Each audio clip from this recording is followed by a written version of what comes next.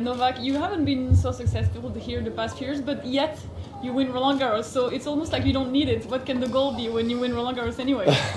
Well, I mean, Roland Garros is obviously one of the biggest tournaments in our sport, one of the slams, and it's always been the highest goal on this surface for me.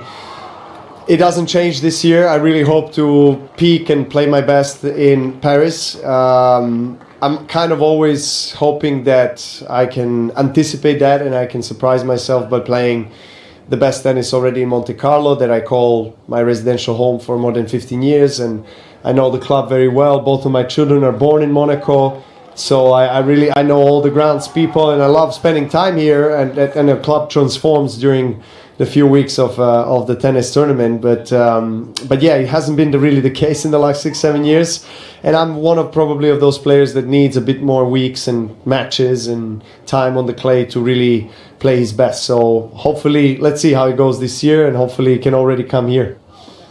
It's a bit special also these days for you because you just played with Goran after so many years together, and so emotionally probably a little bit difficult, but you've added Nadal just to your team. Yes. Was it important for you to have someone with you that can almost feel like a family member? Because you guys know each other really well, right? We do know each other very well for many years, actually more than 20 years. He's been always like an older brother to me, mentor, a friend, and someone that really always tried to help me as a person and as a player.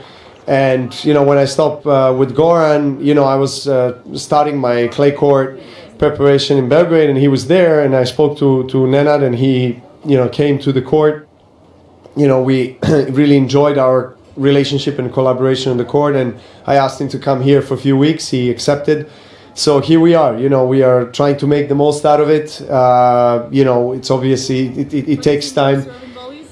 Serving ball, not really. I mean, although he's been, of course, giving me a lot of very useful advices, particularly to, find a proper position, when I'm approaching and coming to the net, and that's something that I'm, maybe not best at, because I don't maybe play as many doubles matches, and doubles does really help you with your serve and return and volley game and so forth. And Nenad was one of the best doubles players in the world. In the history, he's won many slams and tournaments. He's been number one in the world. So he's been on the tour for many years. He knows what we are going through, and we're friends. So I'm really enjoying this collaboration and relationship, and let's see where it takes us.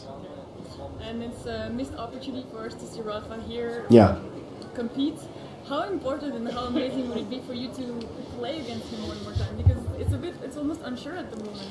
Yeah, it is. I mean, look, as a tennis fan, I really want him to play at least one more tournament before he retires. I mean, he was saying that this might be his last season. That's what he said last year. But he just played one tournament in the beginning in Brisbane, I think, and then hasn't played since. And I've seen him we actually traveled together to America, so I've seen him in Indian Wells, and I know that he was, trying his best also to, obviously clay is his favorite surface. We all know what he has done in his career on clay, and particularly Roland Garros. I think that's his main goal. Obviously, we all know, and he's been saying that. So for the sake of all the tennis and Roland Garros in particular, we hope that he can play there.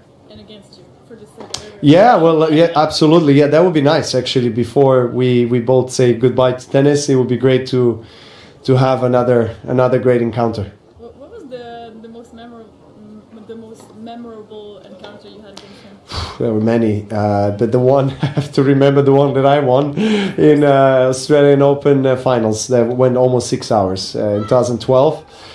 And of course, the first time I won against him on clay here in Monaco in finals 2013, and the first time I won against him in Roland Garros actually as well. I think it was 2014 or 15. So I picked those three, but I lost way more times against it on clay. But I think we played more than 50 times or something like this. I mean, it's amazing. The rivalry that had the most matchup against each other, and been very proud of that rivalry, and I think we can probably appreciate it and reflect on it more once we are retired. And I guess because while you're still active player and competing, there's not much time really to reflect. Even when you win a slam, you know, in 1 week, 2 weeks, 3 weeks, you have another big tournament. So it's like a non-stop, ongoing journey that never stops. It's very rewarding, but it also doesn't allow you to be maybe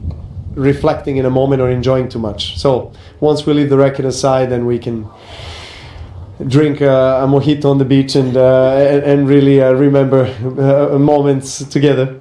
Well, I would keep talking, but I think we have to stop. Yeah, Thank you so much. Thank you. Appreciate it. Thank you so much.